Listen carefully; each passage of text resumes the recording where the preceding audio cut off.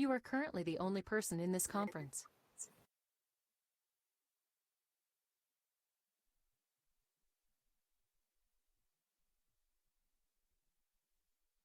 एक general question हमसे पूछा जा सकता है इन स्पेस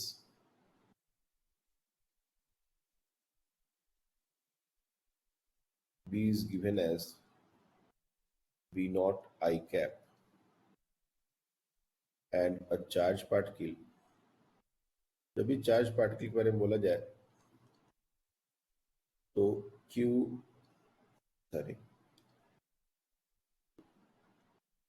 और एम ये अपने मन से ही इसको मान लेना है, अगर दिया है तो ठीक, नहीं तो अपने को ले लेना है. Is released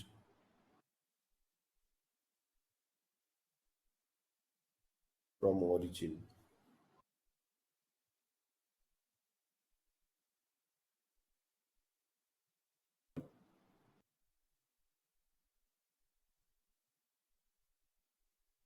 with velocity v is equals to v naught j. Find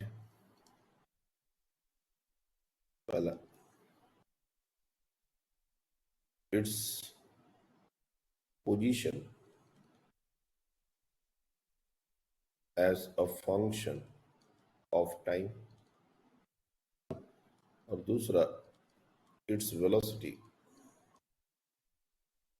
as a function of time. अगर चाहें तो इसका acceleration as a function of time, ये तीनों निकाल सकते हैं. चलो start with the first one. पहला ट्राई करो, फिर उसके बाद सेकंड, उसके बाद third. Try this.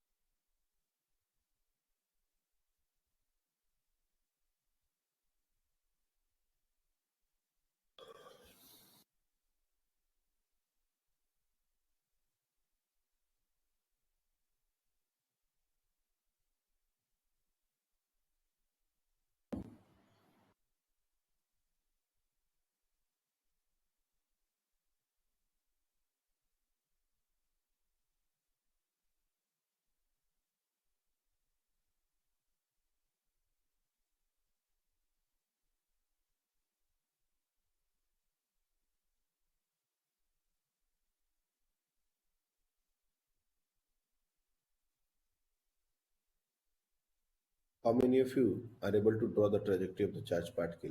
Raise your hands.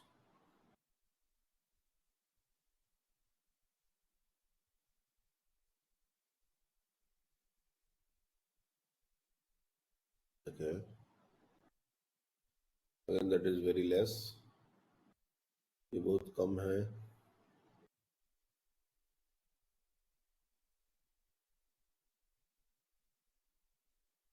Charge particle की ट्रेजेक्टरी जब तक ड्रॉ करने का प्रैक्टिस नहीं करोगे तुम कितनी बार ड्रॉ करेंगे मुझे नहीं पता,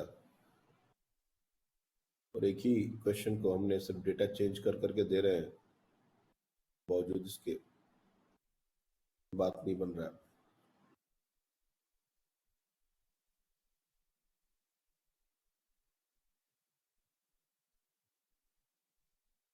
So first, what we can do, we are going to draw a three-dimensional coordinate system for this kind of questions. ये हमारा थ्री डायमेंशनल कोऑर्डिनेट सिस्टम है। मैग्नेटिक फील्ड हमको दे दिया गया है कुछ इस तरीके से, and that is B naught. ये हमारा एक्स एक्सिस है और ये हमारा वाई एक्सिस है, और वेलोसिटी दे दी गई है इस डायरेक्शन में, दैट इज वी नॉट। ये 90 डिग्री का केस है। If you see the v cross b, तो v cross b X Y plane के परपेंडिकुलर होगा, और in this situation this is minus K direction. Direction of force will be in downward direction like this। ये हो जाएगा force का direction. और अगर हम कायदे से इस पॉइंट पर कहीं पर एक सेंटर प्लॉट कर लें, लेट्स ये हमारा सेंटर हो गया, चार्ज पार्टिकल मतलब ओरिजिन एक हमारा पेरिफेरी का पॉइंट हो गया, and if you draw the circle will be in YZ plane and it look like this.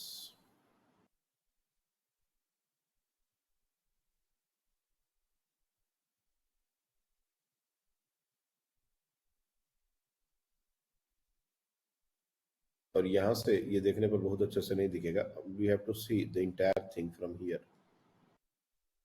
जिस प्लेन में वो दिख रहा है उस प्लेन को सामने से देखना पड़ेगा, तब जाके ये चीज और अच्छे से दिखेगी। What we can do, we can simply rotate this coordinate system by 90 degree. तो 90 डिग्री से हम लोग रोटेट कर देंगे ताकि x बिल्कुल सामने आ जाए, और y हम लोग जिधर से देख रहे हैं अभी i का पोजीशन है उधर y आ जाए, और z जैसा है वैसा रहे, कोई दिक्कत नहीं।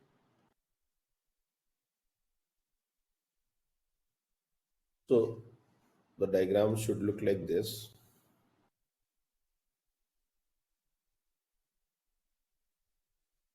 This is our z, this is our y, and x is coming out the plane that we don't have to show। This is how the x look like, and the charge particle was thrown in along y direction. And as I said, the force is negative z, so somewhere the center is here, and if you try to draw a circle, the circle look like this। This is how the circle look like।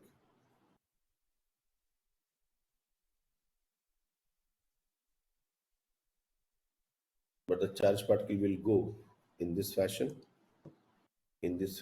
like this। ये हमारा charge particle का movement होगा। तो किसी भी instant of time पर suppose charge particle is somewhere here, let's say we are talking about after time t। Two or three things we can simply write, like radius we can write m v naught by b naught q, we already derived this thing। Omega, the angular velocity, is b naught q upon m। These two things we should know। And if this angular displacement of the charge particle is theta, then theta can always be written as omega t, and omega we have already defined, b naught q by m। So after time t, if the charge particle is somewhere here, then angular velocity is b naught q by m, so this angular displacement will be this। Now this is the position of charge particle, and what are the coordinates? So this is this is z coordinate, this is y coordinate। So the entire motion is going to happen in yz plane। Entire motion will be in YZ plane. So x coordinate will always equals to 0. X coordinate will be 0. So if we want to find the position vector of this charged particle, then this is something xi, something yj, something zk. We know that x is 0, so we can simply write 0i plus what is y? So y is nothing but this distance, this one. This distance is your y. And this distance is nothing but this distance, and this is nothing but r sine theta. And this is along positive y-axis, so this is plus j. So r sine theta can be written as omega t, and this is j cap plus the k vector is this length, and this length is nothing but equals to this length, and this length is nothing but equals to r minus r cos theta, or r 1 minus cos omega t. So, and this is minus direction, minus k direction. So r 1 minus cos of omega t, and this should be minus j. So this is how we write position vector of any charged particle as a function of time. The entire motion is happening in a YZ plane, so that's why we are going to get always Y or Z coordinates. And this is the instantaneous Y and Z coordinates of the charged particle for this motion. Clear है?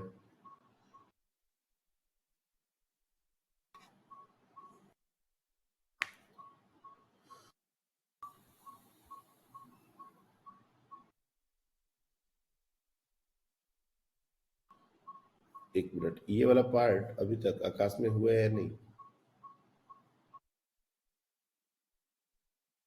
हो गया है।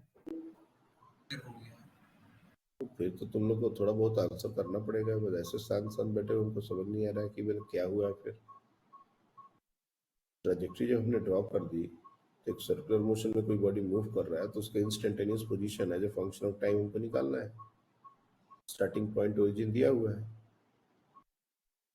तो कोई भी एक general point circle पर लेके उसे कोऑर्डिनेट्स निकालने हैं। अब ये अलग बात है कि हमारा जो फाइनल आंसर आएगा वो देखने में थोड़ा बड़ा आएगा। क्यों? ये आर इतना बड़ा सा टर्म है, आर एम आर को हम आर नहीं लिख सकते, M V naught by V naught क्यों लिखना पड़ेगा? So for this situation the final answer will be equals to mv naught by v naught q. Take this as common, sine b naught q by m t j cap minus 1 minus cos b naught q by m into t a cap. This is the position vector in terms of the given quantities. हमने क्या किया? हमने ये जो r थे उनको r से replace किया, ओमेगा को जो ओमेगा का वैल्यू था उससे रिप्लेस किया, r दोनों में था, कॉमन ले लिया, and this is very simple. अगर हमारा कोई भी बॉडी सर्कुलर मोशन करता है और कोई भी रेफरेंस लाइन हम लोग लेते हैं आफ्टर टाइम t, अगर बॉडी यहाँ होता है और ये अगर थीटा है, तो this distance is r sin theta, और ये distance r cos of theta, तो r cos of theta i, r sin of theta j, ये हमारा इंस्टेंटेनियस पोजीशन हो सकता है। अब थीटा को हम लोग ओमेगा t लिख सकते हैं, और वहां से ये बिल्कुल वही काम हुआ है यहाँ पर। अब वो सर्कल कैसा बनेगा ये तो हमारे बस का नहीं है, हमको बस उस पॉइंट के कोऑर्डिनेट्स कैसे लिखने हैं ये हमको समझ आना चाहिए। नाउ इसको कंप्लीट करके फर्स्ट पार्ट, सेकंड और थर्ड पार्ट के बारे में बात करते हैं। सेकंड और थर्ड पार्ट जल्दी निकालो। वेलोसिटी मतलब वेक्टर फॉर्म में आई जे में और एक्सेलरेशन वेक्टर फॉर्म में ij में।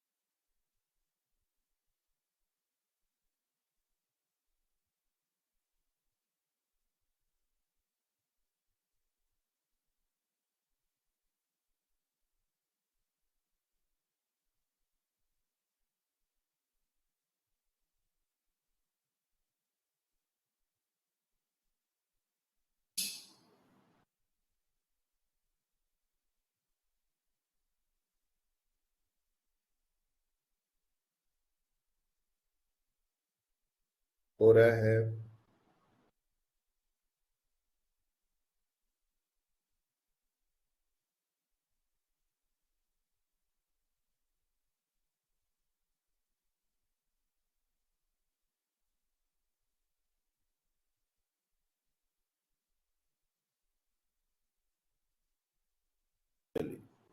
देखा जाए। डायग्राम ऑलरेडी वहां पर हमने बनाया था, बट फिर भी डायग्राम एक दोबारा बनाने में कोई हर्ज नहीं है। ये पूरा जो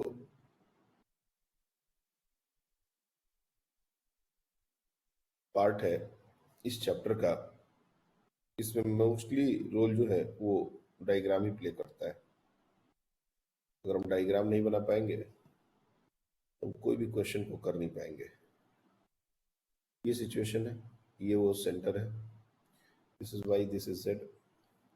और हमने कोई भी यहाँ पर एक जनरल पॉइंट ले लिया है, और चूंकि चार्ज पार्टिकल ऐसे मूव कर रहा है, उस पॉइंट पर इसकी वेलोसिटी कुछ इस डायरेक्शन में like this, tangential, like this is 90 degree. थोड़ा बड़ा डायग्राम ड्रॉ करने से एंगल सब एक्चुअली ठीक है, कोई बात नहीं। और हमने ये एंगल को थीटा लिया है, दिस एंगल इज थीटा। अब अगर इसकी वेलोसिटी को कंपोनेंट्स में तोड़ना हो तो यहाँ पर एक हॉरिजॉन्टल और वर्टिकल कंपोनेंट की बात आएगी। अब देखना पड़ेगा कौन सा एंगल कितना है। तो ये थीटा है, तो ये हो जाएगा 90 माइनस थीटा, और ये एंगल हमारा हो जाएगा थीटा। बहुत छोटा डायग्राम हो रहा है।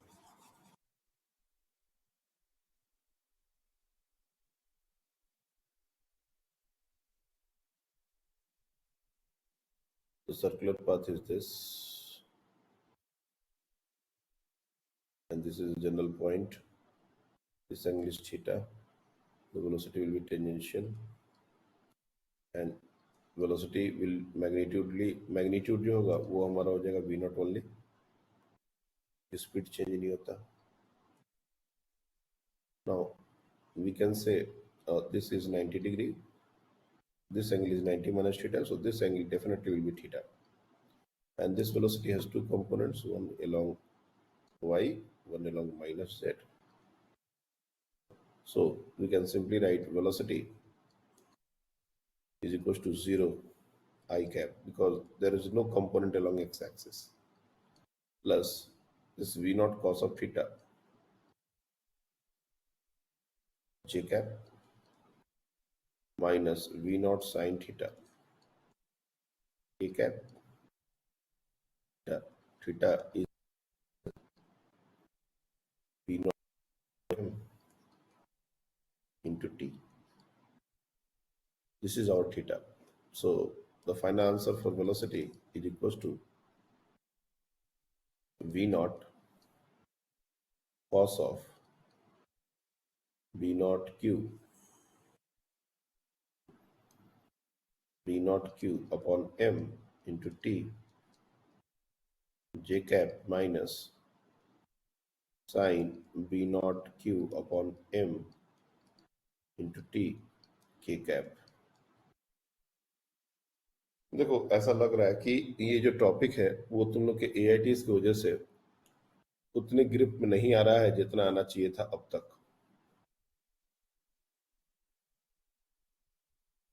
क्योंकि वो रिस्पॉन्स कम है और हम लोग mid of the chapter almost आ गए हैं।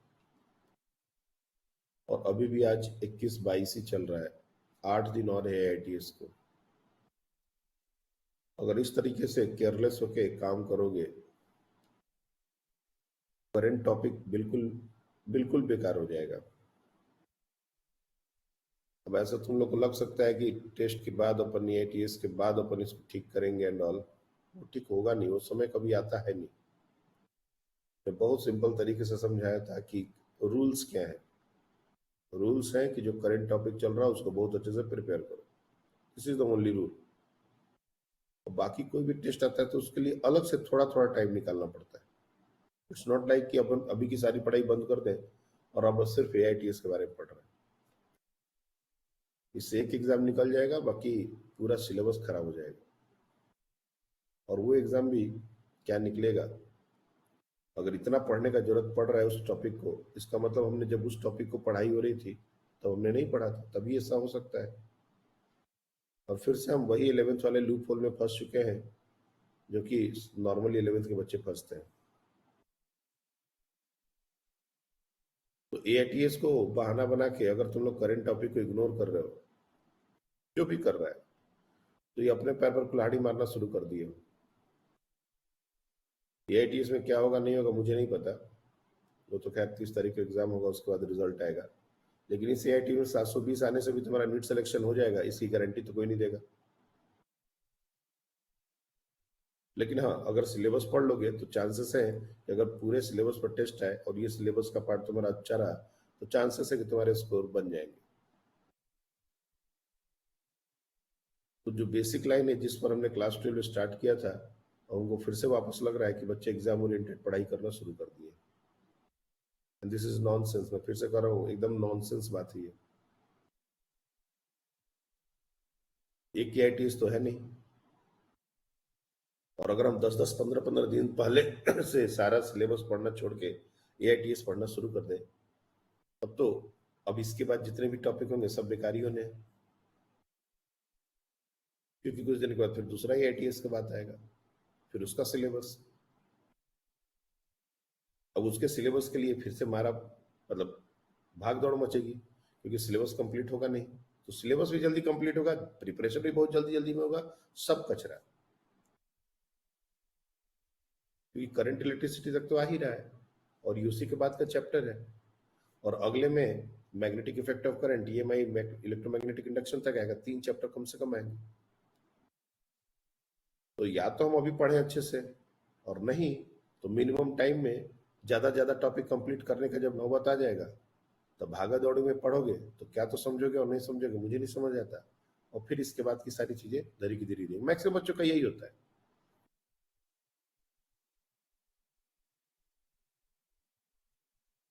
जो भी एग्जाम ओरिएंटेड पढ़ाई करने लगेंगे उनके साथ यही चीज होना शुरू हो जाएगी।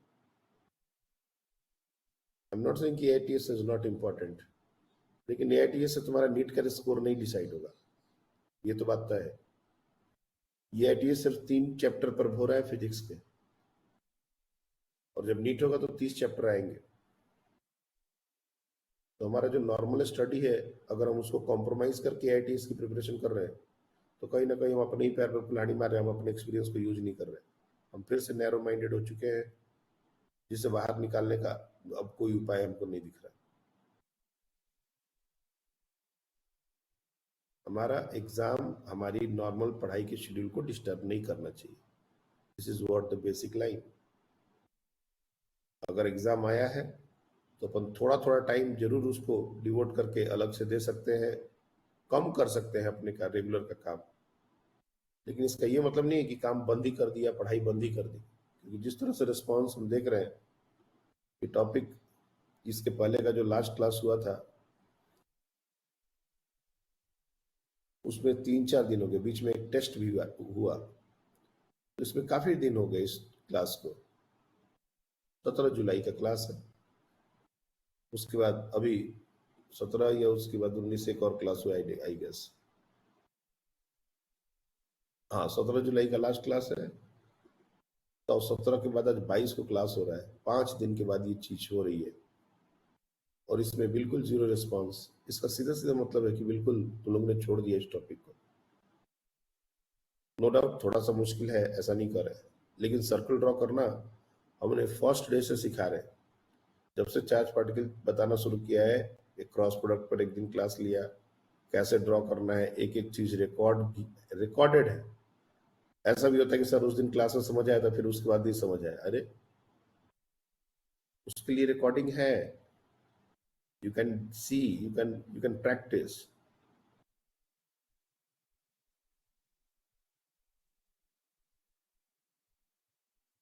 क्योंकि इसके बाद कहानी और भी ज्यादा डिफिकल्ट होने वाली है। तुम लोग ने थोड़ा बहुत पढ़ा है तो तुम लोग को पता भी होगा कि अगर थीटा के 90 डिग्री जगह अगर कोई और जनरल एंगल हो जाए तो हेलिकल पाथ होता है, उसमें पोजीशन वेक्टर, उसमें वेलोसिटी वेक्टर निकालने का दिमाग खराब हो जाएगा तुम लोग का। तो फिर इंस्टीट्यूट में तो सिर्फ हेलिकल पाथ होता है, बस इतना बोल के और पिच, मैक्सिमम पिच का वैल्यू निकाल के आगे बढ़ जाते हैं।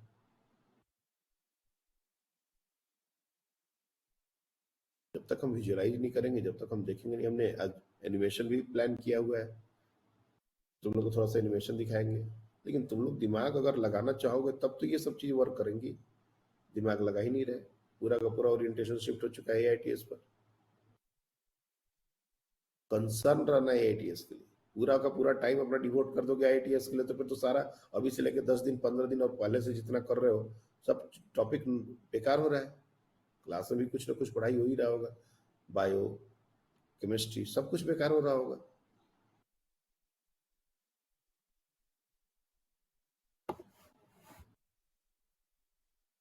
Now talking about the acceleration, तुमको पता है यूनिफॉर्म सर्कुलर मोशन में जो एक्सेलरेशन होता है वो वी स्क्वायर बाई आर होता है और उसका डायरेक्शन टुवर्ड द सेंटर होता है। तो कायदे से देखा जाए तो एक्सेलरेशन इज लाइक दिस, ये हमारा एक्सेलरेशन होगा perpendicular to velocity toward the center, और इसका वैल्यू क्या होगा, V naught square by R. तो एक्सेलरेशन इज सेंट्रीपिटल एंड इसका जो मैग्नीट्यूड होगा वो हो जाएगा V naught square upon R. और आर क्या है ये हमको पता है, लेकिन हम इस तरह से नहीं लिख सकते, हमको वेक्टर फॉर्म में लिखना है। तो वेक्टर फॉर्म में लिखने के लिए इसका एक माइनस वाई का कंपोनेंट होगा, एक माइनस जे का कंपोनेंट होगा, और ये जो एंगल है ये टी माइनस थीटा थीटा। सो अगर तुम चाहो तो एक्सेलरेशन को भी लिख सकते हो, that is equal to V naught square और आर को हो जाएगा M V naught by B naught Q, या ओमेगा स्क्वायर आर कर दो वो भी चलेगा, ओमेगा स्क्वायर आर। ओमेगा हम लोग को B naught Q by M square into R, R M V by B naught Q, जैसे जो भी अच्छा लगे उसका कोई इशू नहीं है। V naught will get cancelled, ये ऊपर जाएगा। और इसके बाद ये तो हमारा हो गया मैग्नीट्यूड। डायरेक्शन को अगर काउंट करें तो cos 90 माइनस थीटा, मतलब एक बार लिख देता हूँ cos 90 माइनस थीटा, ये हो जाएगा माइनस जे कैप, और ये प्लस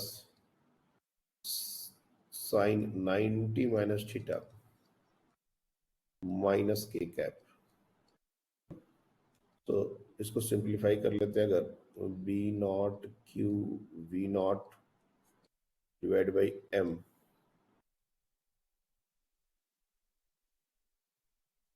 cos 90 माइनस थीटा हमारा हो जाएगा sine theta minus I cap, और ये sine 90 minus theta cos theta, ये भी minus K minus J cap sorry, और plus cos theta minus K cap.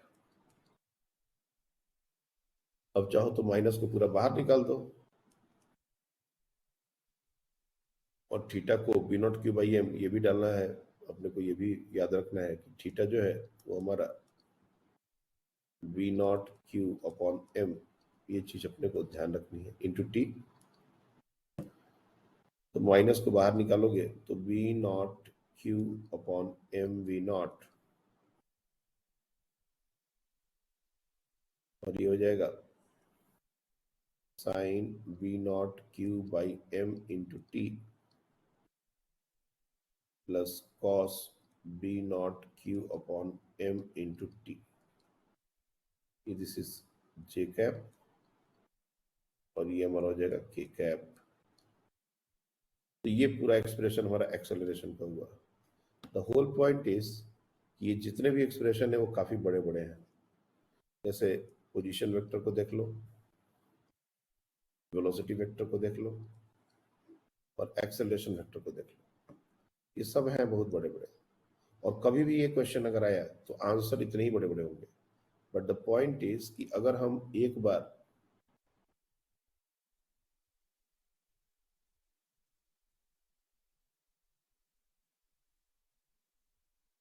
जो भी हमको क्वेश्चन में डेटा गिवन हो उसके अकॉर्डिंग सबसे पहला काम है हमको सर्कल ड्रॉ करना। और सर्कल अगर हम ड्रॉ कर लेंगे तब हम उसका पोजीशन भी निकाल सकते हैं, वेलोसिटी भी निकाल सकते हैं, एक्सेलरेशन भी निकाल सकते हैं। वो एक नॉर्मल सर्कुलर मोशन का बात आ गया। और ये डेटा सबको अब तक याद हो गया होगा कि आर क्या होता है, ओमेगा क्या होता है, थीटा क्या होता है। I mean this thing is very very common, ये सबको याद होता है।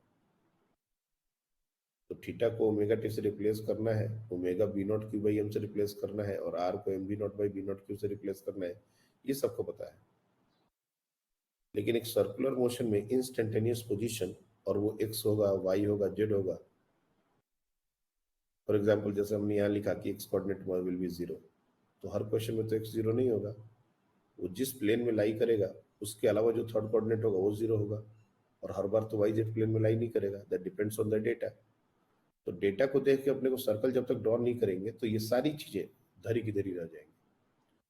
तो मैं फिर से रिपीट कर रहा हूँ, इस पूरे चैप्टर में, इस पूरे पार्ट में, टॉपिक में एक ही बात सबसे इंपॉर्टेंट है और वो है सर्कल ड्रॉ करना। और मैं 1000 बार इस लाइन को रिपीट कर दूं कि कैसे ड्रॉ करना है, कैसे ड्रॉ करना है, होगा कुछ नहीं। जब तक तुम पेन और पेपर लेके बैठोगे नहीं, एक एक डायग्राम ड्रॉ नहीं होगा। और डायग्राम ड्रॉ करने के बाद की बातें हैं कि तुम उसका पोजीशन कैसे दिखाओगे, वेलोसिटी कैसे दिखाओगे, एक्सेलरेशन कैसे दिखाओगे। तो ये कॉमन क्वेश्चन है, जनरल क्वेश्चन है और इस तरह के क्वेश्चन पूछे जा सकते हैं।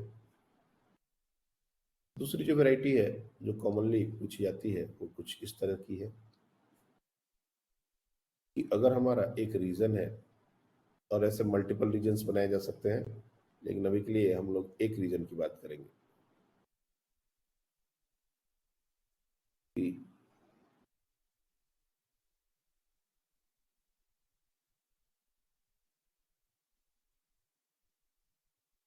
ये हमारा एक रीजन है जिसके अंदर मैग्नेटिक फील्ड है। In this entire region the magnetic field is inside the plane and that magnetic field is P naught। और एक चार्ज पार्टिकल को हमने यहां से इन कराया है, Q, M and V not, ये इसकी क्रेडेंशियल्स है। और इनके बीच का जो सेपरेशन है इसको हमने ले लिया है T। और हमको क्या फिगर आउट करना है, फाइंड एंगल ऑफ डेविएशन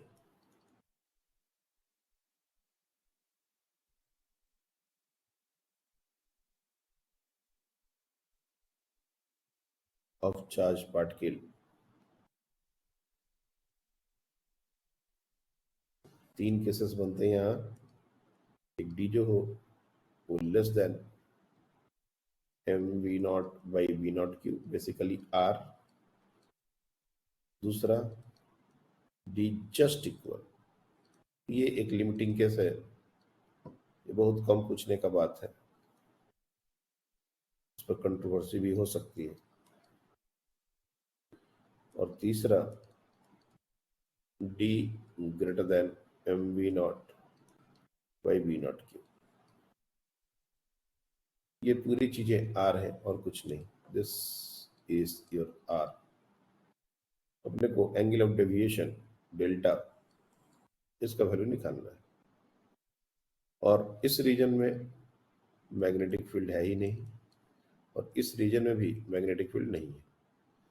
चीजें हो सकती हैं कि एक और रीजन दे दिया गया उसमें भी मैग्नेटिक फील्ड दे दिया गया, अपोजिट दे दिया गया, सेम दे दिया गया, ऐसा भी क्वेश्चन बनता है, दिए जा सकते हैं, बट अभी के लिए हमारा उसके बाद कोई मैग्नेटिक फील्ड नहीं है ऐसा मान के चलना है.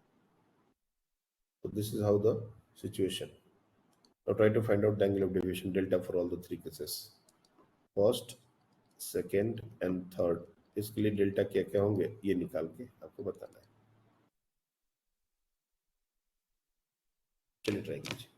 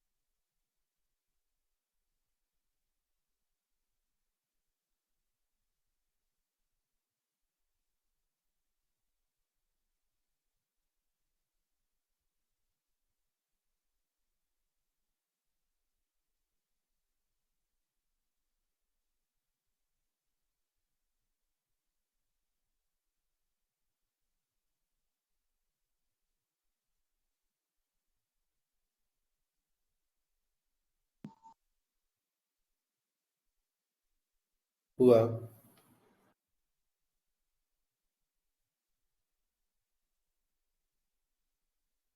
सेकंड और थर्ड होगा. हाँ तो जब यहाँ से ये जाएगा तो वापस से वही कहानी जहाँ से हम लोग इसको रिलीज कर रहे हैं. सबसे पहले फोर्स का डायरेक्शन, और ये बात बहुत बार हो चुकी है. इस केस में जो फोर्स का डायरेक्शन होगा ऊपर की तरफ होगा, समवेयर लाइक लाइक दिस. अब कहीं ना कहीं सेंटर प्लॉट करना है. पहले केस में डी जो है वो रेडियस से छोटा है, तो अपने को इससे बड़ा रेडियस लेना पड़ेगा. मतलब सेंटर कहीं यहाँ प्लॉट करना पड़ेगा, समवेयर हियर. बहुत ऊपर सेंटर प्लॉट करना पड़ेगा ताकि ये रेडियस इससे बड़ा दिख सके. और जब हम इसका ट्रेजेक्टरी ड्रॉ करेंगे तो trajectory will be like this. ये हो जाएगा ट्रेजेक्टरी. और इसके बाद ये ऐसे ही जाएगा. अब इसके बाद ये सर्कुलर पाथ नहीं करेगा, जो वेलोसिटी है उसी वेलोसिटी से चला जाएगा. और स्पीड इसकी v नॉट ही रहनी है, ये भी तय है. तो angle of deviation will be actually this angle. ये एंगल हो जाएगा हमारा एंगल ऑफ डेविएशन डेल्टा, क्योंकि ओरिजिनल पाथ जो था उससे कितना ये डेविएट हुआ, this is what the question. और अगर हम लोग इसको सेंटर से ज्वाइन कर दें उस पॉइंट को, डेफिनेटली ये एंगल हमारा 90 डिग्री होना चाहिए. और इसको यहाँ से इस तरह से ज्वाइन कर दें, ये एंगल डेल्टा है, तो ये एंगल हमारा 90 माइनस डेल्टा हो जाएगा. 90 माइनस डेल्टा. और ये लेंथ r है, और ये डिस्टेंस ये डी है, this is what is D. तो अगर हम tan ऑफ डेल्टा निकालना चाहते हैं तो ये जो 90 माइनस डेल्टा आया है इसका कॉट निकालना पड़ेगा, क्योंकि cot 90 minus delta tan delta हो जाए। तो इस ट्रायंगल में जो कि यहाँ पर एक 90 डिग्री का ट्रायंगल है, if you see this is the situation, this distance is d, this is r, and this distance is 90 minus delta.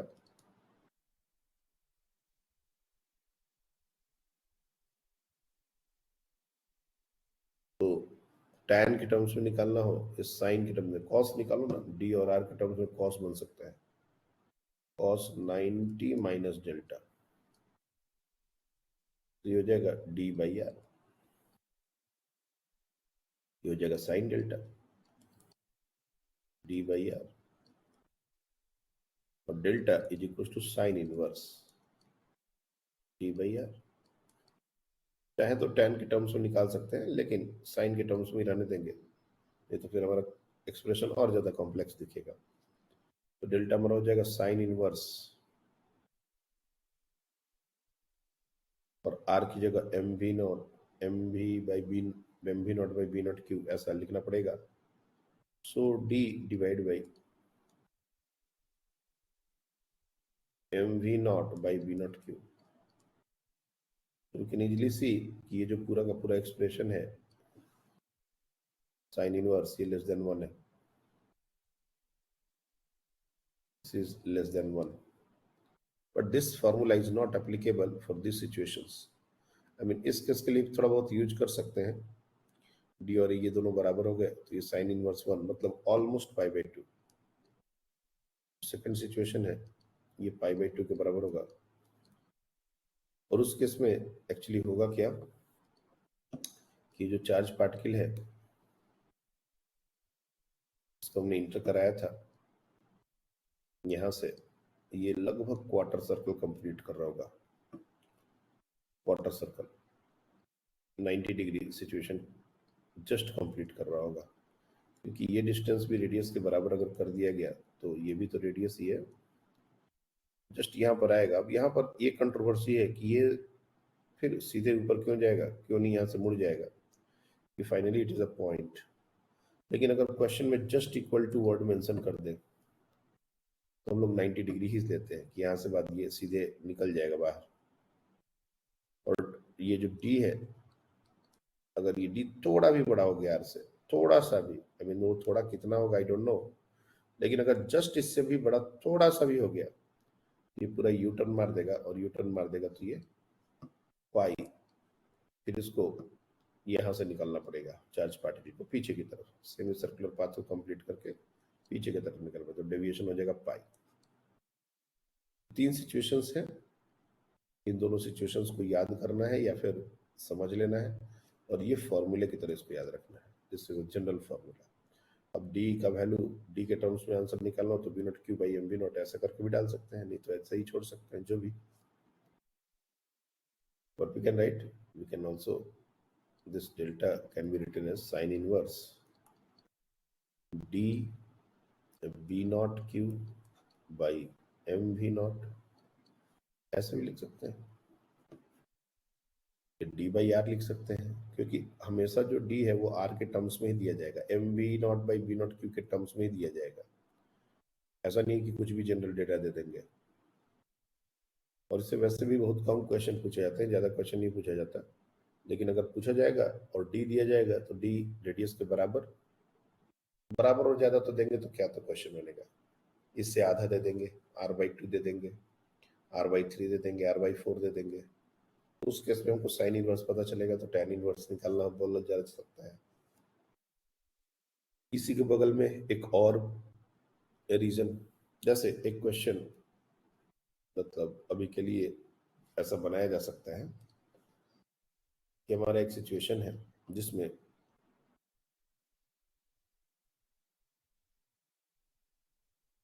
इस तरह से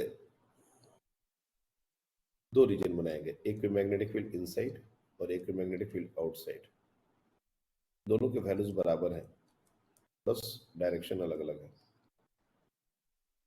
और ये जो सेपरेशन है ये भी सेम है, ये दोनों डी ही हैं, और डी जो है वो दे दिया गया है M V naught by two B naught Q, basically R by two. और अगर किसी चार्ज पार्टिकल को यहां से थ्रो किया जाए क्यू एम वी नॉट, ये नॉर्मल क्रेडेंशियल्स होते हैं। अब सबसे पहले तो इसकी ट्रेजेक्ट्री ड्रॉ करनी पड़ेगी, और ट्रेजेक्ट्री अगर ड्रॉ हो गई तो इसका डेविएशन कितना होगा वो निकालना पड़ेगा। Find angle of deviation.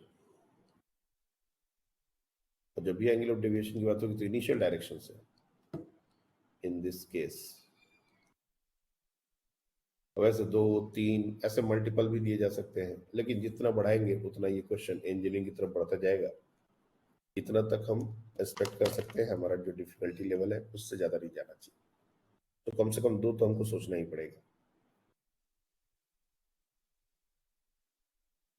Try this.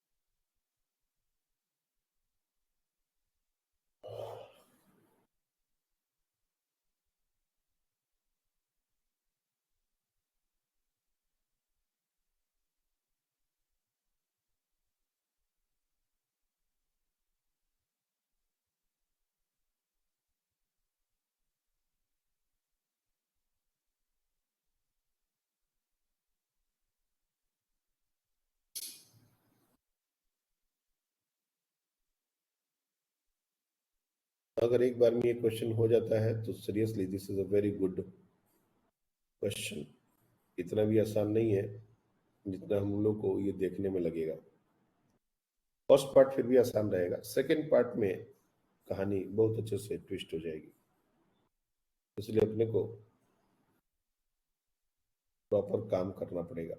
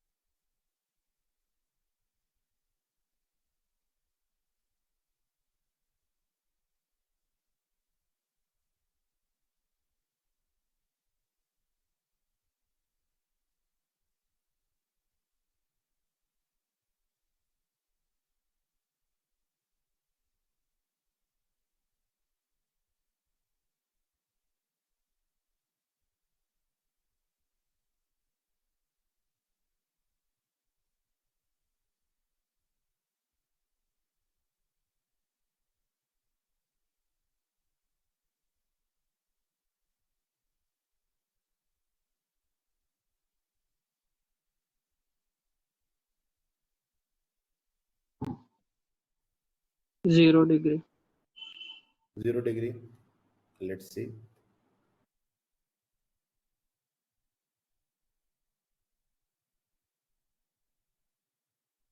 हमने ऑलरेडी r/2 दिया है, तो पहला जो पाथ होगा सब लोग देखो ध्यान से, कुछ ऐसा होगा, और यहां से इसको कुछ ऐसे जाना था।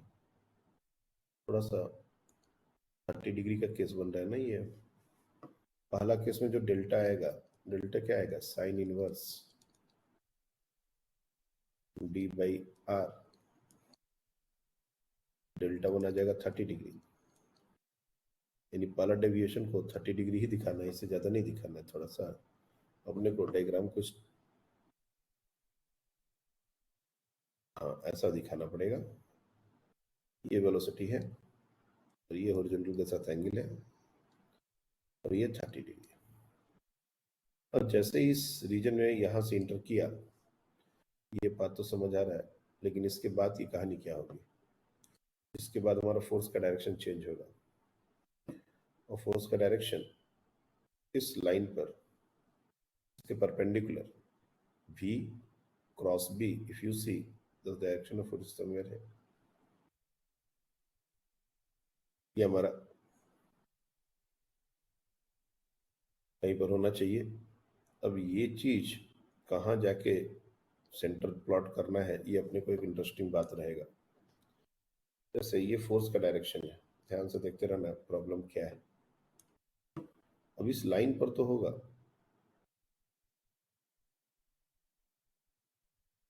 लेकिन कहाँ पर होगा? यहाँ पर होगा, यहाँ पर होगा, या फिर ये लाइन यहाँ टच करेगी, यहाँ पर होगा, इससे आगे होगा, ये भी अपने को सोचना पड़ेगा। तो अपने को इसके लिए ये 30 डिग्री है, तो definitely this will B 60 degree, और ये एंगल हो जाएगा 30 degree, this angle will be 30 degree. और अगर ये डिस्टेंस r/2 के बराबर है,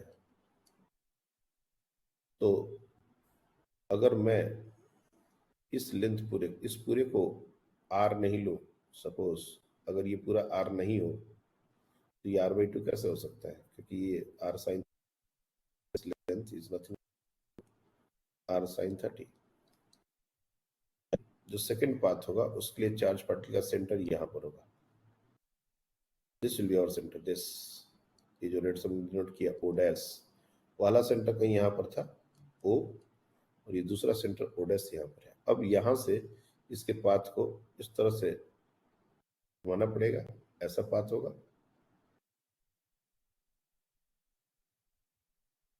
और ये कुछ ऐसा निकलेगा। अब ये बिल्कुल हॉरिजॉन्टल हो जाएगा। ये जो एंगुलर डिस्प्लेसमेंट है, डेफिनेटली डिस्टेंस वही है, ये एंगल 30 है तो ये भी एंगल 30 हो जाएगा। 30 डिग्री का टर्न होगा क्लॉकवाइज डायरेक्शन में, ये 30 डिग्री का टर्न था एंटी क्लॉकवाइज डायरेक्शन में, तो डेल्टा 2 ये भी 30 डिग्री होगा, ये क्लॉकवाइज, सॉरी ये एंटी क्लॉकवाइज और ये क्लॉकवाइज। टोटल डेविएशन अगर देखा जाए तो डेल्टा 1 माइनस डेल्टा 2 हो जाएगा, that will be equal to 0। तो ये चार्ज पार्टिकल सीधे सीधे निकल जाएगा। ये जो क्वेश्चन है इसको डायग्राम से पूछते हैं कि चार्ज पार्टिकल का मूवमेंट कैसा होगा। इस तरह का ऑप्शन देंगे, ऑप्शन 1 ऐसा ऐसा, अलग अलग तरीके के। और ऐसा क्वेश्चन एक बार मेंस का आया हुआ क्वेश्चन है, जब से चार्ज पार्टिकल का ट्रेजेक्ट्री कैसा दिखेगा, डेविएशन ही पूछा था, कितना कैसा दिखेगा बस उतना ही बताना था। तो अपने को अगर चीजें थोड़ी बहुत भी समझ आ रही है तो हम लोग थोड़ा बहुत ज्योमेट्री उसमें लगा सकते हैं। सेंटर ओ डैश पर क्यों होगा, ये भी बहुत अच्छा एक डिस्कशन था। 30 डिग्री का ही उसका रोटेशन क्यों होगा, ये भी एक अच्छी बात है सोचने के लिए। और हमने डी को दोनों में सेम दे दिया तो कहानी थोड़ी और सिंपल हो गई। अगर कहानी में डी दोनों में अलग अलग हो जाते, फॉर एग्जाम्पल वहां पर r/2 था, यहाँ पर d डैश हो जाता, जो ये r/3 या 3√3 r/2 ऐसा कुछ, तो कुछ और बात हो सकता था। लेकिन हर केस में अगर ऑल्टरनेट मैग्नेटिक फील्ड है तो डेविएशन भी हमारा उल्टा ही होगा, ये चीज अपने को ध्यान रखनी है। तो सीधे सीधे माइनस करके ही आंसर निकालना है। इफ यू रिमेम्बर दिस तो काम थोड़ा आसान होगा। हाँ बोलो, कौन? इसमें सेंटर निकालने की जरूरत थी क्या सेकंड इसमें? मतलब मैंने डायरेक्ट फॉर्मूला लगा दिया था और फिर डायरेक्शन जज करके 0 डिग्री आ रहा था। नहीं, तो जैसे क्या है कि सेंटर तब हमको डिसाइड करना पड़ेगा जब डी दोनों में सेम नहीं रहेंगे। जैसे दोनों में डी हमने r/2 डाल दिया है, तो इसको r/4 या फिर कोई √3r/2 करके तुमको क्या लगता है कि वापस से सेंटर उसी लाइन पर होगा?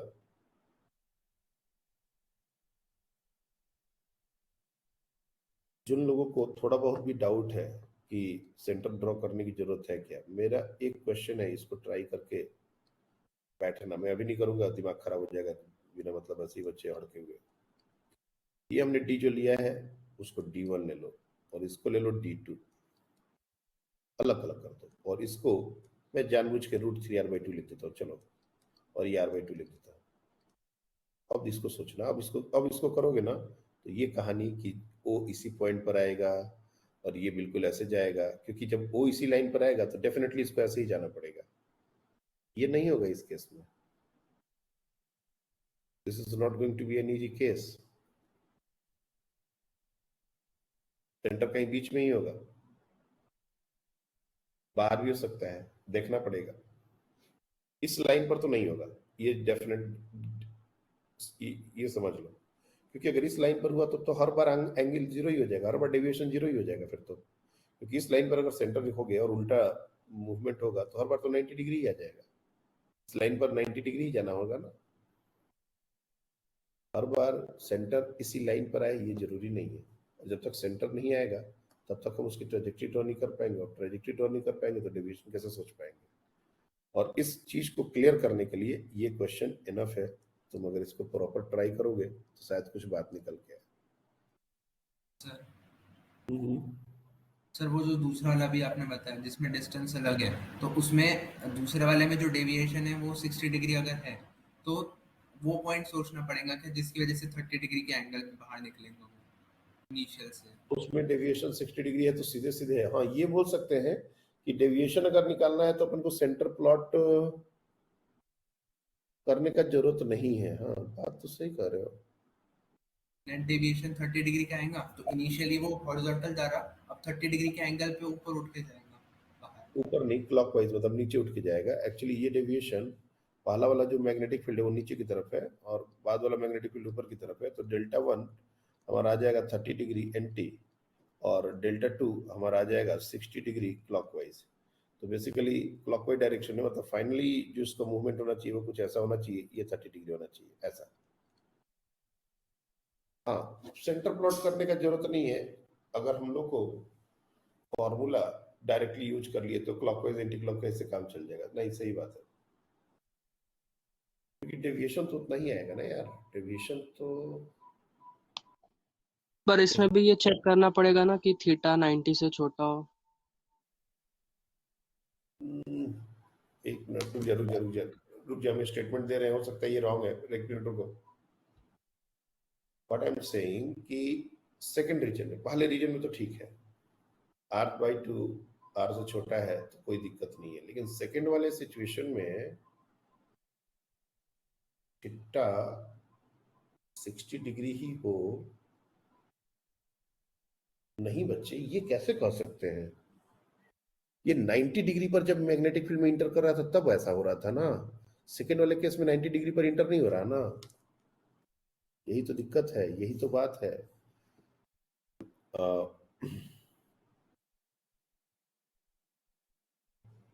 मैं इसको भी नहीं प्रूव करूंगा, बहुत सारे बच्चे हैं जितना भी थोड़ा बहुत सीखे हैं वो कंफ्यूज हो जाएंगे। क्लास के बाद या तो कर लेंगे या फिर 2-4 डायग्राम में हम करके नेक्स्ट क्लास में इसको डिस्कस कर देंगे। लेकिन ये एक इम्पॉर्टेंट बात है जिसको अपने को क्लियर करना ही है। मैंने भी कभी ये नहीं सोचा है, मतलब अभी तक नहीं बताया किसी को कि ये अलग अलग होंगे तो कैसा होगा। बनाना पड़ेगा, एकदम से क्या रिजल्ट होएगा दिमाग में नहीं है। अपने को ड्रॉ करना पड़ेगा, बहुत सारे ज्योमेट्री यूज करना पड़ सकता है। हो सकता है जो बोल रहा है पार्थ वो बिल्कुल सही है कि 30 डिग्री क्लॉकवाइज हो सकता है, इससे भी इनकार नहीं कर रहे हम, बट कि शायद ये गलत भी हो सकता है। हम जनरल स्टेटमेंट ये वाला बात नहीं बोल पाएंगे अभी के लिए, देखते हैं। इस सर बात अगर को वो कि डबल 90 डिग्री मैग्नेट, के एंगल पे 90 डिग्री के एंगल पे नहीं जा रहा मैग्नेटिक फील्ड में, तो भी वो फॉर्मूला लगा सकते कि नहीं लगा सकते? नहीं, देखो, इसका इसका तो हमारे पास प्रूफ है, इसका तो प्रूफ है कि नहीं लगा सकते। तो याद होगा ये वाला क्वेश्चन याद है? थीटा पर इंटर कर रहा था, तो इस तरह से इसका पाथ हुआ था ना, उसमें डी का क्या रोल था? कोई कुछ नहीं था। डी का रोल था क्या? डी r/2 से छोटा है बड़ा, इसमें कोई रोल था क्या? क्वेश्चन कराया था ना ये वाला कि मैग्नेटिक फील्ड इधर है, मैग्नेटिक फील्ड उधर है, चार्ज पार्टिकल को ये ऐसे जाएगा तो ये 2θ आया था, फिर एक बार में ऐसे मूव किया था। तो यहाँ पर हमने मैग्नेटिक फील्ड का विड्थ कितना है ये सब तो जरूरी डिस्कस किया ही नहीं था। 90 डिग्री वाला जो सिचुएशन है ना, वो सही है कि उसमें ये formula, sorry, sine inverse d/r ये वैलिड है। लेकिन 90 डिग्री जब नहीं होगा तब डायरेक्टली ये फॉर्मूला लगा के हम अपन काम कर सकते हैं क्या? ऐसा थोड़ा सा बोलना मेरे लिए भी जल्दीबाजी है।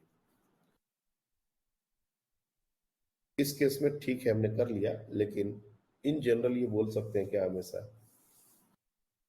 मुझे नहीं लगता कि ये बोल सकते हैं। नहीं तो सोचो, इसी क्वेश्चन को छोड़ो, हटाओ, इसी क्वेश्चन को तुम किसी और एंगल पर इंटर करा दो और डी रहने दो इतना ही, क्या तुम बोल सकते हो डेविएशन उतना होगा? डेविएशन है, यू टर्न मार देगा वो।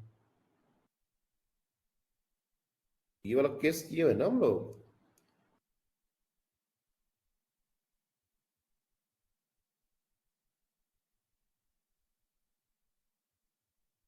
दिख रहा है?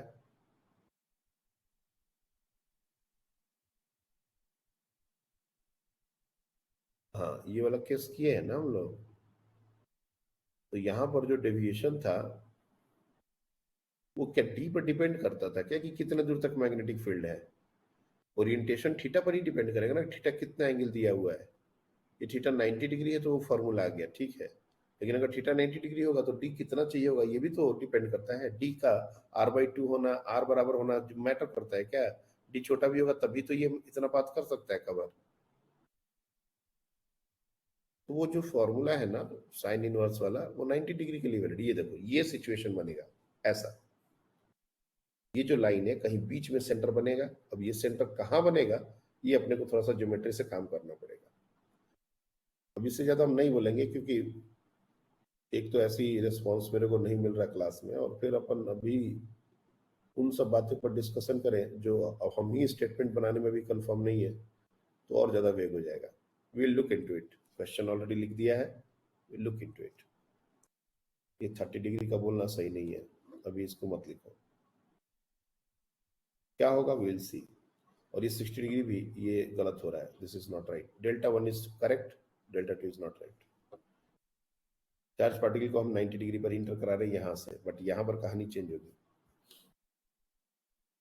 तो अभी तक हमने देखा है चार्ज पार्टिकल कैसे मूव कर रहा है इन अ मैग्नेटिक फील्ड, और ये केस सिर्फ 90 डिग्री का है। इसके बाद हम लोग एक जनरल केस लेंगे जिसमें थीटा जो है वो 90, 0 और 180, इसके अलावा कोई और एंगल होगा। मैं उसके बारे में बस थोड़ा सा हिंट करूंगा, अभी ज्यादा बात नहीं करेंगे। नेक्स्ट क्लास में हमको पता रहे कि हम लोग को क्या करना है। If theta is not equals to 0 degree, 90 degree, 180 degree, इन तीनों केसेस को हमने डिस्कस कर लिया है। ऐसा नहीं हो तो कोई भी जनरल थीटा ले सकते हैं। फॉर एग्जाम्पल, ये हमारी वेलोसिटी है और ये हमारा मैग्नेटिक फील्ड है। हर बार ऐसा ही हो कि दोनों सेम प्लेन में है ऐसा मैं नहीं बोल रहा, लेकिन जस्ट टेक दिस, कोई भी दो वेक्टर का एक ही प्लेन होता है और वही ये प्लेन में हमने दिखा दिया, दिस एंगल इज थीटा।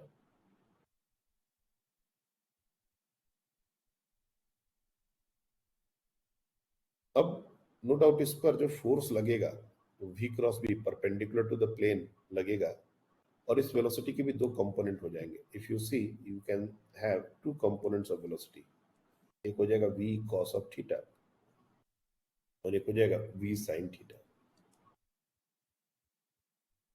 कुछ देर के लिए मैं v cos ऑफ थीटा, क्योंकि v cos ऑफ थीटा जो है मैग्नेटिक फील्ड के लॉन्ग का कंपोनेंट है, और अगर मैं इस एक्सिस को एक्स एक्सिस और इसको वाई एक्सिस ऐसा भी ट्रीट कर दूं तो फोर्स जो है वो इस वेलोसिटी पर तो कभी लगेगा नहीं, क्योंकि ये वेलोसिटी क्रॉस प्रोडक्ट लेना होता है और ये तो उसी के अलॉन्ग हो गई।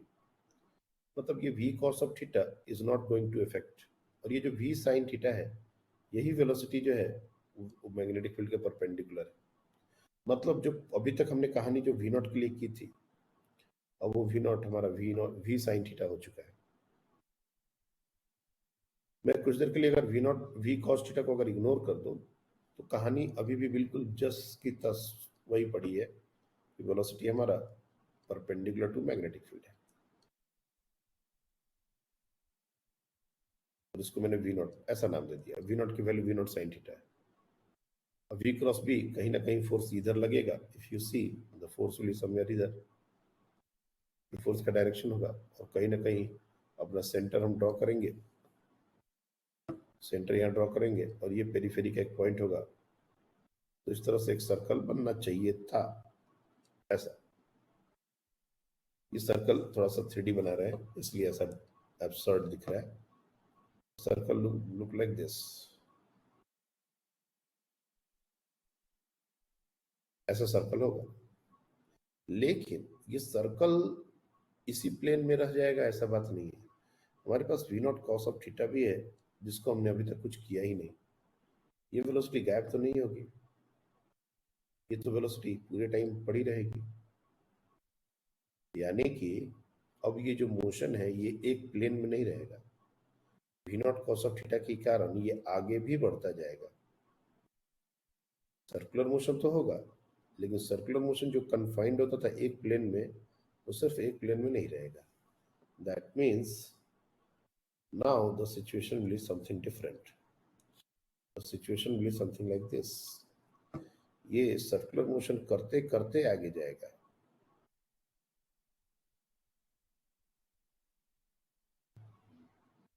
like this, और ये एक्स एक्सिस को वापस से एक कंप्लीट रोटेशन के बाद टच करेगा, फिर से दोबारा एक कंप्लीट रोटेशन के बाद टच करेगा। वन कंप्लीट रोटेशन के बाद ये एक्स एक्सिस को टच करता जाएगा। अगर हम सामने से देखेंगे तो ये बिल्कुल सर्कल ही दिखेगा, लेकिन ये स्पाइरल की तरह होगा, स्प्रिंग की तरह आगे बढ़ते जाने वाला, इसको बोलते हैं हेलिकल पाथ। और इसके बारे में हम लोग नेक्स्ट डे डिस्कशन करेंगे। अभी के लिए तुम लोग को कुछ एनिमेशन दिखा देते हैं ताकि कुछ चीज़ें जो विजुअलाइज नहीं हो पा रही है वो शायद, क्योंकि ऑप्शन अवेलेबल है तो we can see. Just a minute.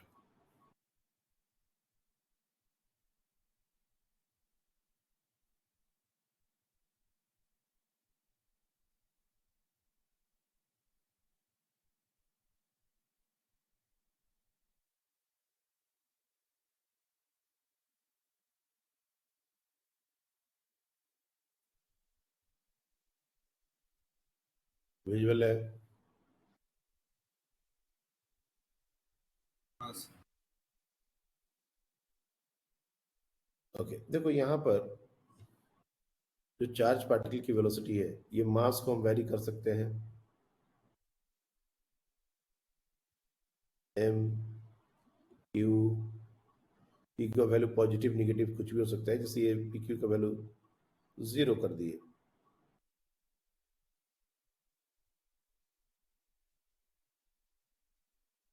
ये यहाँ पर 0 और 0.1 positive, V X V Y V Z, और ये बी, ये मैग्नेटिक फील्ड का वैल्यू है, और वी नॉट जेड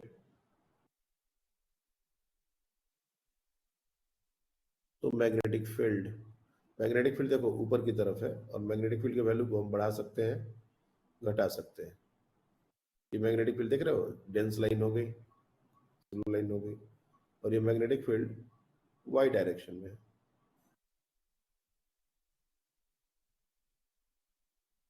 अभी के लिए मैग्नेटिक फील्ड को हम हटा रहे हैं, मैग्नेटिक फील्ड ऊपर की तरफ है, दिख गया। अब वेलोसिटी, चार्ज पार्टिकल की वेलोसिटी कैसी है, तो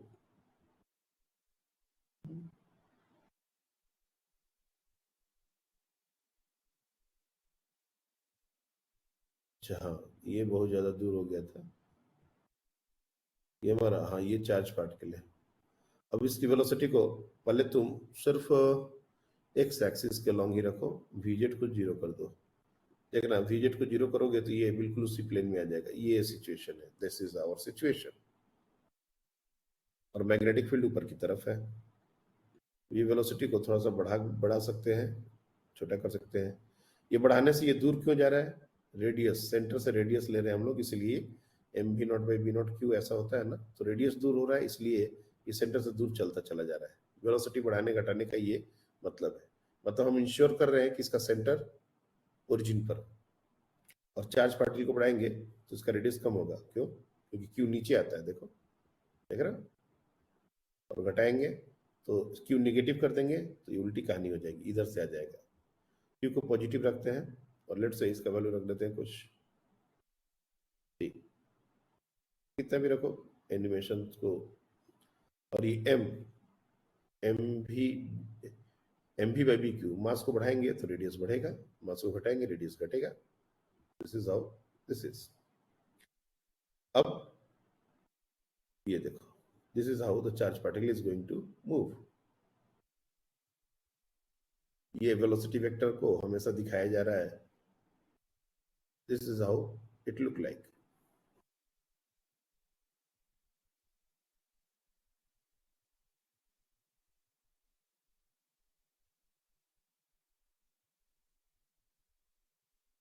अभी का जो 90 डिग्री वाला केस है वो ये है। अब इसको ऊपर से देख सकते हो फ्रॉम एबव व्यू। ये देखो, दिस इज हाउ लुक। अब कहीं पर भी अगर रोक देंगे, जैसे यहाँ पर रोक दिया, यही चीज आज बताई थी, यहाँ से यहाँ ज्वाइन कर देंगे तो ये जो डिस्टेंस होगा, ये हमारा एक्स एक्सिस, ये जो एक्सिस है, ये वाई एक्सिस अगर मान लेते हैं तो ये एक्स और वाई में वैल्यूज हो जाएंगे। Position coordinate, velocity vector, acceleration vector सब निकाले जा सकते हैं। तो अपने को ये 3D व्यू है।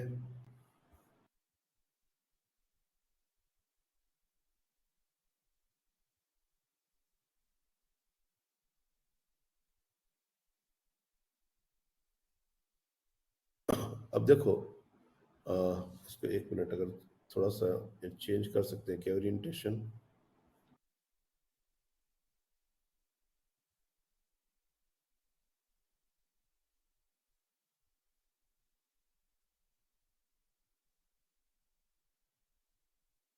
सर इसमें एक्सिस कौन सी वाली कौन सी है? इनिशियल कंडीशंस पर रिसेट। देखो, वेलोसिटी को हमने vx में दिखाया है, तो ये जो रेड लाइन है ना, ये vx है। और नहीं, ग्रीन लाइन जो है वो x है, रेड लाइन जो है वो y है। मेरे को, हाँ, अब देखो vz को हमने जीरो कर दिया है और वेलोसिटी वेक्टर दिखाओ। देख रहे हो, ये vx है, ये रेड जो लाइन है ना ये x है, और ब्लू लाइन, रुक जाओ, हाँ, ब्लू लाइन z है, ग्रीन लाइन y है। ये this red is x, green is y, और blue is z। This is how this is, ऐसा दिया हुआ है। और मैग्नेटिक फील्ड हमारा हमेशा y z एक्सिस के लॉन्ग है।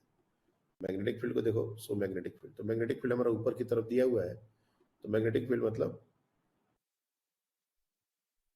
ये मैग्नेटिक फील्ड को थोड़ा छोटा कर देते हैं, हल्का कर देते हैं, ताकि चीजें थोड़ी सी बस हल्की दिखे। और एम भी बाई बी क्यू, बी को जितना छोटा करोगे रेडियस बड़ा हो जाएगा, तो वेलोसिटी को बढ़ाना पड़ेगा। एम भी बाई बी क्यू, अच्छा, रेडियस को छोटा करना है ना, तो वी को छोटा करना पड़ेगा। हाँ, ठीक है, छोटा कर दिया।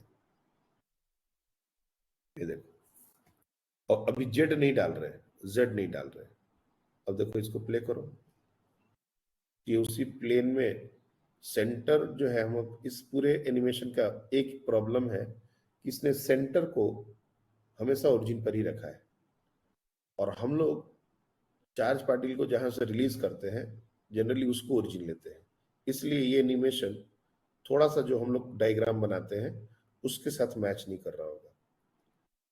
Most of the time we release the charge particle from the origin, और ये चार्ज पार्टिकल को ओरिजिन से रिलीज नहीं कर रहा है। ओरिजिन से रिलीज करता तो ये सर्कल जो है उसका सेंटर ओरिजिन पर नहीं होता, वो कहीं दूसरी जगह होता है, और वो हमारे एक्चुअल डायग्राम से मैच करता है। अब देखो, ये तो चीजें हो गई। अब इसी में VZ ये भी कंपोनेंट डाल देते हैं, जो लास्ट में हमने डिस्कशन किया, ये VZ डाल देते हैं। देख रहे हो वेक्टर, थोड़ा सा इसको बड़ा, मैग्नेटिक फील्ड को थोड़ा बड़ा कर लो, ज्यादा कर लो, क्योंकि नहीं तो वेक्टर बहुत छोटा बन रहा है। और मैग्नेटिक फील्ड को हटाओ, मैग्नेटिक फील्ड को ऊपर की तरफ है। अब मैंने VZ को जो 0 था, अब उसको कुछ कंपोनेंट दे दिया, मतलब अब जो वेलोसिटी है, this is making an angle not 90 degree, general angle theta, theta बना रहा है। देख लो, मैग्नेटिक फील्ड के साथ ये जो एंगल अब बन रहा है वो 90 डिग्री नहीं बन रहा है, क्योंकि VZ हमने डाल दिया है। अब देखो, जब इसको रिलीज करेंगे तो इसका मोशन कैसा होगा, उस प्लेन में नहीं रह रहा है ये। Now see,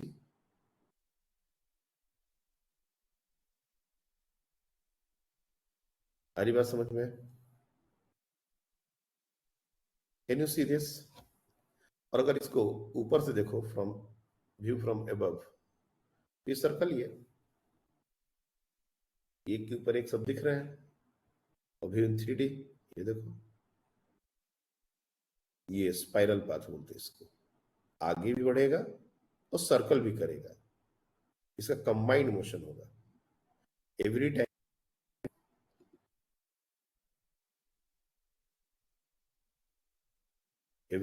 it is going to move velocity vector। ले, देखो, ये इस तरह का पाथ ये कवर करेगा, क्योंकि जो वेलोसिटी है वो, उसका दो कंपोनेंट है, एक मैग्नेटिक फील्ड के अलोंग, एक मैग्नेटिक फील्ड के परपेंडिकुलर। परपेंडिकुलर कंपोनेंट के कारण सर्कुलर मोशन कर रहा है, और जो परपेंडिकुलर अलोंग कंपोनेंट हो गया मैग्नेटिक फील्ड के, उसके कारण वो ऊपर जा रहा है, मैग्नेटिक फील्ड के अलोंग मूव करता जा रहा है। तो हर बार इसमें, इसको बोलते हैं पिच, ये जो दो कंसेक्यूटिव सेपरेशंस और टर्न्स बने हैं, इसको बोलते हैं pitch. This is called pitch. और ये देख रहे हो कांस्टेंट पिच से आगे बढ़ रहा है, किसी भी दो टर्न के बीच का जो गैप है वो कांस्टेंट है, this is called constant pitch. अब इसी को हम लोग इसमें इलेक्ट्रिक फील्ड भी जब डालेंगे तो कहानी में और भी बहुत सारे चेंजेस होंगे। तो this is how the charge particle motion look like. आई बात समझ में?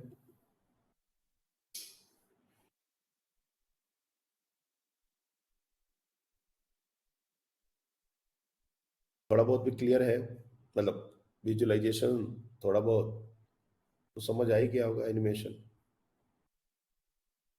इसको मैग्नेटिक फील्ड को अगर हम नैरो कर देंगे तो थोड़ा सा कहानी अच्छा होगा। इस तरह से ये आगे बढ़ता जाएगा, आगे बढ़ता जाएगा।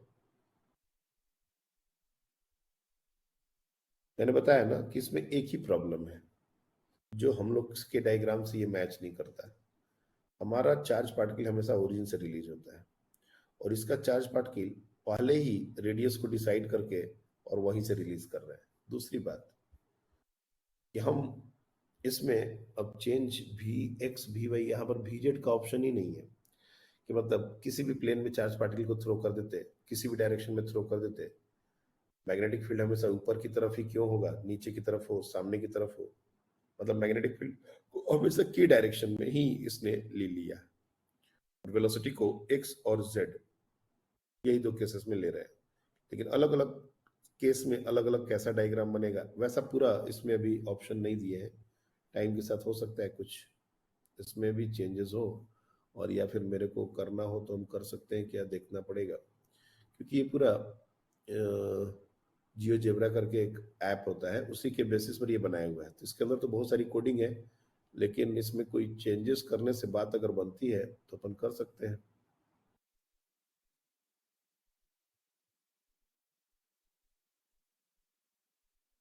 एनीवे anyway, तो ये एक अलग से ऐप है, जियो जेब्रा करके एक ऐप है, तुमको ये मिल जाएगा, गूगल प्ले पर भी है और हर जगह है। उसमें 3D एनिमेशंस हम लोग इजीली बना सकते हैं। इसमें और भी कुछ कुछ किया जा सकता है, लेकिन हमने बहुत सारा काम इस पर अभी नहीं किया है।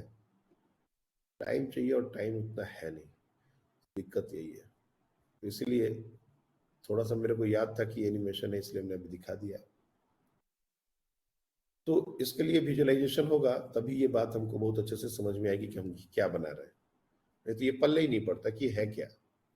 और ये जो बार बार मैं बता रहा था सेपरेशन, इसको बोलते हैं pitch. This value is called pitch.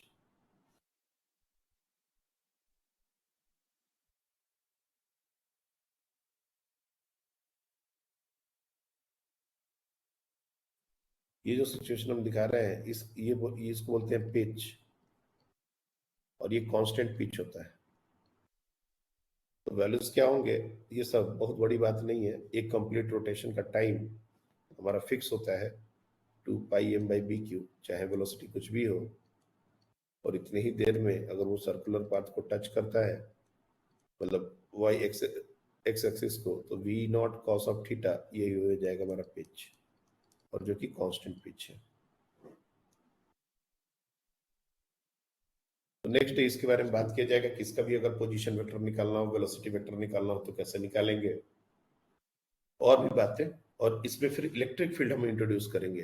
अभी तो सिर्फ मैग्नेटिक फील्ड के बारे में बातें हो रही हैं, इलेक्ट्रिक फील्ड जब इंट्रोड्यूस होगा तब क्या होगा। तो वो सारी चीजें तभी समझ में आएंगी जब ये 90 डिग्री वाला केस थोड़ा बहुत समझ लोगे। नहीं तो अगर यही नहीं आ रहा तो फिर तो ये तो बहुत ज्यादा और दिक्कत बढ़ता जाएगा। तो आज हम लोग यही तक रखते हैं। करंट रनिंग चीजों को छोड़िए मत, यही हमारा सबसे इम्पोर्टेंट तरीका है प्रिपरेशन का। एग्जाम जो आते हैं आने दीजिए, एग्जाम से अपने को पढ़ाई डिस्टर्ब करने की जरूरत नहीं है। एग्जाम की प्रिपरेशन हम चैप्टर को पढ़ने के दौरान ही कर रहे हैं।